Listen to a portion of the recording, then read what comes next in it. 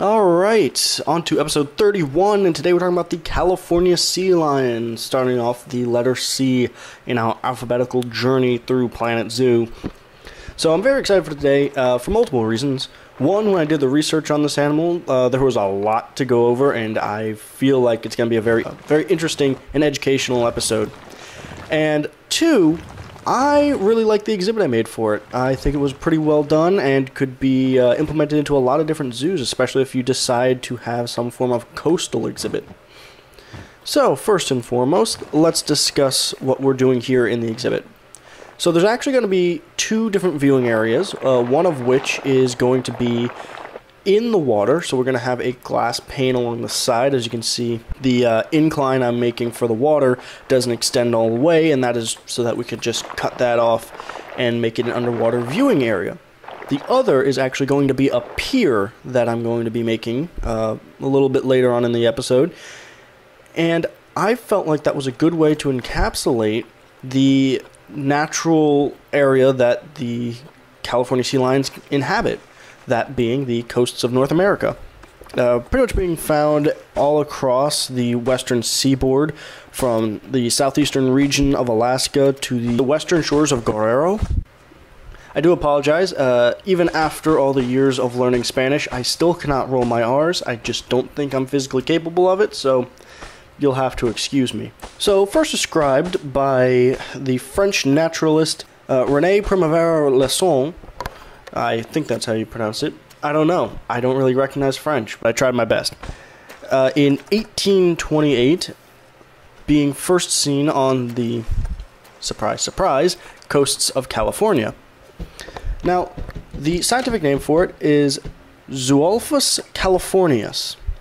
The Greek is actually two words combined, za meaning intensive, and lophorus meaning crest, so intensive crest is pretty much referring to the head crest that the males have very pronounced on their skulls. And I do hope I don't need to explain Californius. Now, a lot of people may be confused with the difference between a seal and a sea lion. And a few of the main differences have to do with sea lions will have external ears, where seals will just sort of have an ear hole. Sea lions are able to rotate their back flippers, which give them the ability to actually walk on them, unlike with seals that will sort of just flop on the ground. They have long front flippers, which are their main form of propellant in the water, whereas seals usually use their back fins. There's a few other key notable differences, but for the most part, that's how the average person can differentiate the two. Now, how can you tell the difference between a California sea lion and some of the other species of sea lion? Seeing how their closest relatives are the Galapagos and the now extinct Japanese sea lion, well, quite honestly, the names. As a coastal species, pretty much species deviation come from the area that they're a part of, whether they have traveled there across the Pacific Ocean or the Atlantic, find better hunting areas. Eventually, some of them will become disconnected from the previous bunch, which would then lead to them becoming a different species of sea lion. Now, the California sea lion is the least endangered, actually being one of the good stories when it comes to animal conservation that I have for this episode, but we will get into that a little bit later, and I do want to touch a little bit more about the actual physical characteristics of the sea lion. Now, after their return to the ocean sometime 5 to 23 million years ago in the Arctic Circle, they have made very good evolutionary steps to return to their aquatic nature. One of the things being that they will actually have larger red blood cells, which are what are used to carry oxygen throughout the body. This gives them the ability to hold more oxygen in while they're underwater, along with another form of muscular cell that can do the same. Now, many people may have a misconceived idea of just how large California sea lions are. As a matter of fact, I wasn't quite aware of just how large they were until I did the research. I knew they were somewhat larger than expected, but this is much more than even I was ready for. So males can be anywhere from 8.2 to 8.9 feet long and weigh roughly 770 pounds. Meanwhile, the females will be roughly 6.9 feet long and 220 pounds. So, much smaller female, larger than a decent chunk of human beings.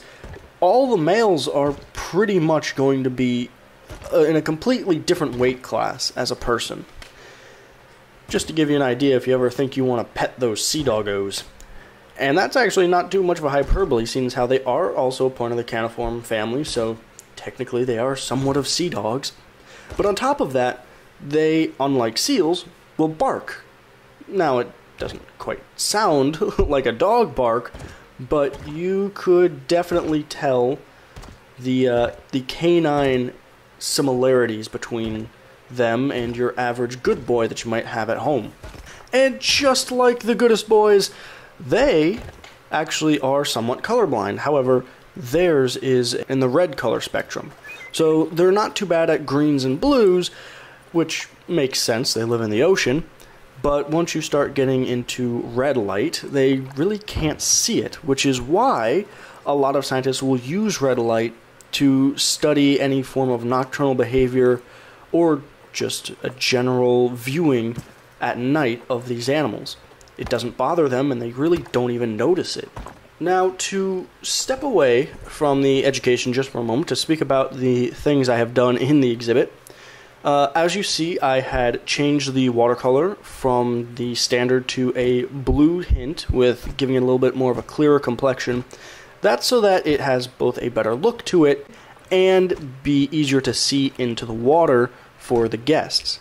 I also, whenever you do a coastal animal or an animal that is primarily around the ocean, is the time you would use rough water. I know some people were a little confused on why there's rough or flat water. That's the reason. If it's something like a lake or fresh water, you would want it to be more of the calm, flat waters, while in the ocean, obviously, as we all know, there's going to be larger waves. However, that does make a very interesting point if you would want to make one do based on the Great Lakes. Food for thought. That would still get rough water, because that may be fresh water, but man, that is pretty much an ocean. And as for what I'm currently doing, as you can see, I'm adding stone around the outside, and yes, I'm sure there's a much better way of doing this, but this is the way I'm comfortable with, so deal with it. But this is to pretty much give it a more clean and cut feeling, instead of just being some kind of weird dirt grass mound that looks like it would pretty much turn into a mudslide instantly. Another option, if you do prefer having some form of artificial external, sort of like a pool or whatnot, you could use walls and concrete, but I like the stone better. That's just a personal opinion, though, so feel free to do with your zoo as you feel you should. Now, back to the animal. So, the last little bit of information I have about the animals on their own interpersonal behaviors has to do with the fact that they are a polygynous species, which means one male can have up to 19 females in his harem. So, while Prim was singing the praises of the bonobos for woman power, it's time for us guys. Let's go, kings. Nothing like having all the ladies, am I right? Just kidding. You wouldn't want to deal with the nagging. Neither would I. Stick with one and be happy with it, right? Right. Alright, let's keep moving. So, on top of that, they are also known to be very social. Not only with other sea lions, but they have been known in certain areas to actually approach people in a friendly manner, and have also worked in the wild with dolphins to help in their hunting and foraging endeavors, showing that they really do have a comprehension of the best way to get what you want is to work with others. It's something that we can all learn from. Now, let's discuss one of the biggest things that may be of somewhat controversy, but but may also be, well, you're going to learn a little something. I guarantee it. So, as I start adding the rocks to the wharfs here, and that's what this is called, a wharf, let me discuss what one of the most famous things sea lions are known for, and that is their trainability. Their use in different aquatic shows all across the world. It's very large here in America and other developed nations. We've all seen it. Sea lion juggles the ball on its nose, or jumps through the hoop, or plays frisbee, or whatever have you. Well, it's actually interesting to note that unlike what we've seen with orcas or elephants or other larger animals that have been put into these situations, there are safe, tame, and ethical ways to still do these sort of things. For example, let's say you're going out to let's say you're going out to SeaWorld, and eventually they put on a show with the sea lions. Well, how can you tell what they're doing is ethical? It's very important. There's a few key things that you can look out for. If they bring the sea lions out, and one of them decides that they're just not playing ball, they don't feel like doing it, they don't want to do a show, they're sea lions, not monkeys. Understandable.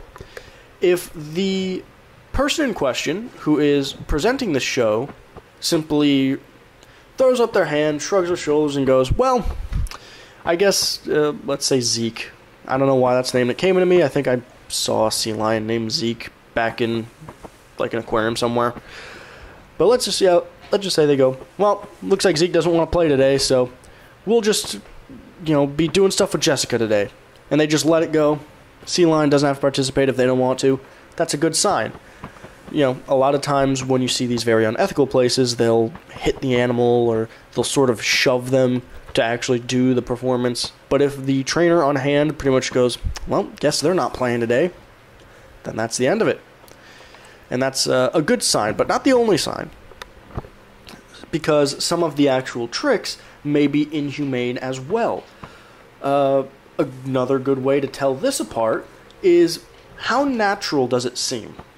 For example, with the sea lions, something that they have been known to do out in the wild is when they catch a fish or a squid or, whatever, they might bring it out of the water and throw it over to another sea lion, or just throw it for fun and go try to retrieve it. These are instinctual behaviors that they already show in nature. So, if the person on hand is doing something like throwing a frisbee with the sea lion, that is probably humane. It's something that they normally do for fun out in the wild, so there's a good chance it's not causing any actual harm. Now, there are some that sort of have a gray area. The famous ball carrying, throwing the ball lands on the nose. It can be inhumane, but it also may not be. You see, in the wild, there's nothing that can really compare. There's not a lot of buoyant things that a sea lion would be able to actually juggle or hold on its nose. But the ball itself doesn't cause harm to the animal. They teach you, hey, if you stick your head up, we'll throw this ball on you. If you can hold it there, you'll get a fish. And that's one of the ones that's in contention, and I don't think it's unethical, because just like with dogs, they know that if they do this, it doesn't hurt. They may not understand why, but if they do it, they'll get a reward, so they'll do it. So I wouldn't consider that one unethical, but there are certainly some things, especially with, like we've seen with dolphins, elephants, and all that sort of stuff, absolutely unethical. But those are a few ways to really tell if the animal in question should be looked a little bit more closely, and the location you're seeing this event at maybe should have some scrutiny to it. Now, with that being said, let's talk about something that is pretty much all good news. Believe it or not, for the first time, with the environmental aspect of it, with their welfare and their numbers in nature, we've actually got good news. So there was a point in time when the California sea lion was endangered. And the problems were the obvious go-tos that we always see. Overhunting, desolation of territory, all that, overfishing, all that sort of stuff. But, believe it or not, in 1972, the United States passed the Marine Mammal Protection Act, and it actually led to the population to triple in size, from under 90,000 to 280,000 in 2008. And currently, the population ranges anywhere from 300,000 to 250,000, depending on the year. And that is what they consider a stable population, which means it's least concerned. It's fine, as long as it stays at these levels, this animal will thrive. So, this is the first time, not speaking about a domesticated animal, that there's good news. However, there is one concern that is still going on, and that is the rising ocean temperatures. A lot of environmentalists and scientists are worried that the rising temperature in the ecosystem can cause a bit of a dip in their population due to a lack of food. However, that is something that we really are only going to know if that time, or rather when that time comes. But seeing as how they are known to live in places like southern Mexico, having a close relative in the Galapagos Islands, I do believe that they will be able to at least find a way, if not be completely fine. Now, before we get into my last little bit of information, a very lovely story, once again involving the United States military and animals, let's discuss what I'm doing right now. So I am actually making a broken pier. I was contemplating how I'm going to make solid shelter for the animal, and then I realized that I have a possibility. I have the chance to do something very interesting. And I've decided to make a broken pier, sort of covering a decent amount of it and giving the exhibit a very much more interesting look to it. Now, I'm using the climbing tools because I feel like the climbing tools actually are some of my favorite building materials. They just kind of work, and with the ability to turn them in every which direction, unlike you can with construction material, it really gives you a lot more options. But using the climbing tools, I've decided to sort of work on this. Obviously, since it's a sea lion, I'm not going to have to worry about them climbing out. And it does give it a lot more... what's the word I'm looking for? A lot more character. So, that's what I decided to go with. Now, this is, for the most part, just going to be me wrapping up the exhibit, pretty much making little details, working on this pier, and then adding all the food and enrichments and all that. So let's discuss some of the wacky things the U.S. military was doing back in the 1960s and 70s, because that's when the best black budget projects happened. Got my paper here. I don't know if you can hear. So, the California sea lion was actually one of the many animals used in the United States Navy's Marine Mammal Program, which essentially was meant to see how useful the intelligent marine mammals that we all know would be in military aspects.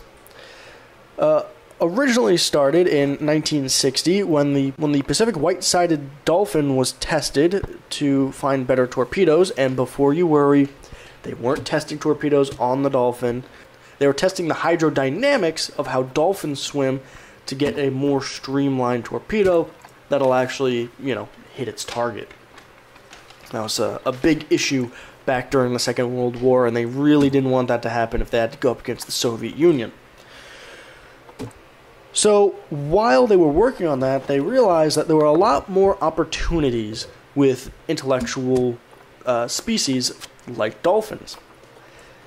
So, with the idea of what other things can we implement these animals with, So, what sort of animals did they acquire?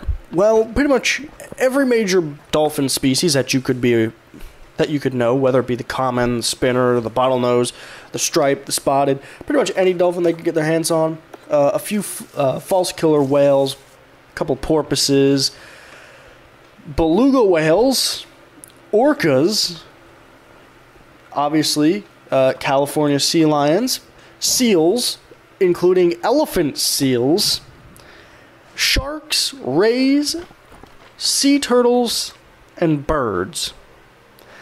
Now, what I'm gathering here is that all those goddamn seagulls, because they weren't specific about the type of bird, but I think we can all come to agreement that those bastard rat with wings are absolutely government drones meant to see how much they can piss us off before we start losing our shit.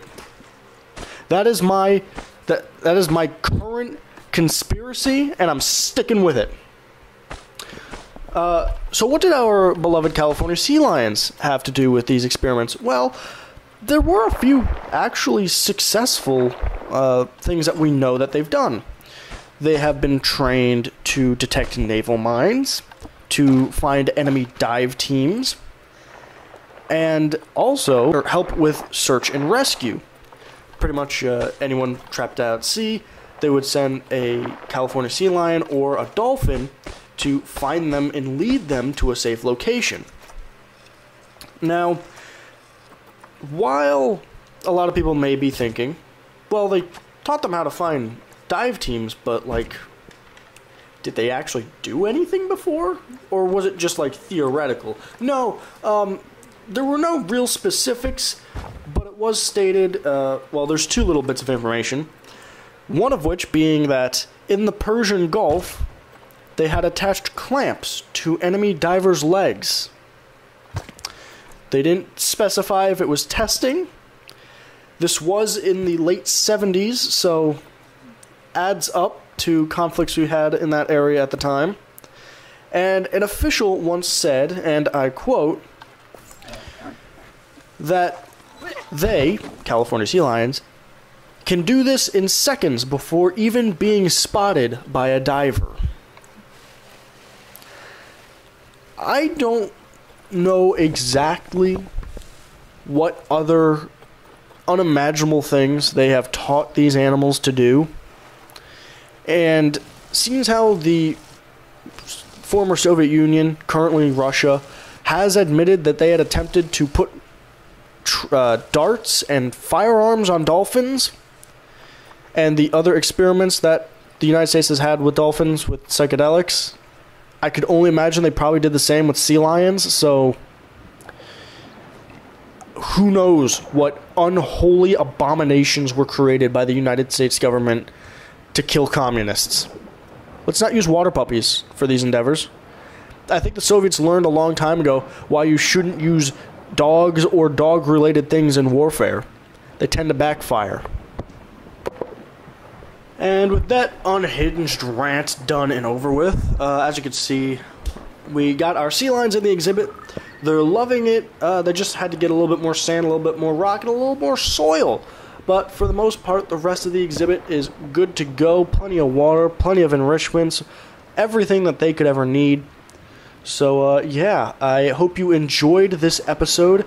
I also hope you at least tolerated my absolute schizo rant on the U.S. government and the weird things that they do. And if you would like to see more from me, feel free to like and subscribe. Leave a comment if you want to learn a little bit more. I'm sure there's a little bit of information I can help find for you. If there's anything you'd like to see in the next episodes. Next up's the capybara. If there's anything, everyone loves them. So if there's something you would like me to add in their exhibit or some other thing to work on, you've got a decent amount. I got a few days before I even start that. So feel free to let me know what you want. Or if you just hate me and want to talk smack, go ahead. I've heard the worst that you could possibly imagine. I doubt you'll be able to top it. But anyway, thank you for watching. Feel free to like, comment, sub, all that fun stuff. And just remember, drink water, touch grass. And I mean this literally. Actually go outside, touch grass. Hug your loved ones. And have a nice day. All right, goodbye.